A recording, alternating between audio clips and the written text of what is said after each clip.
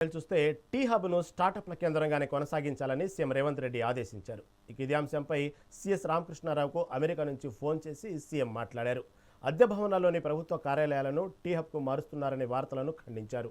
Tea హబ్లో ఇతర ఆఫీసులు ఉండకూడదని ఆదేశించారు. అలాంటి ఆలోచనలను అధికారులు విరమించుకోవాలన్నారు. అద్దె భవనాల్లోని ప్రభుత్వ ఆఫీసులను ఇతర ప్రభుత్వ భవనాల్లోకి మార్చాలని సీఎం సూచించారు.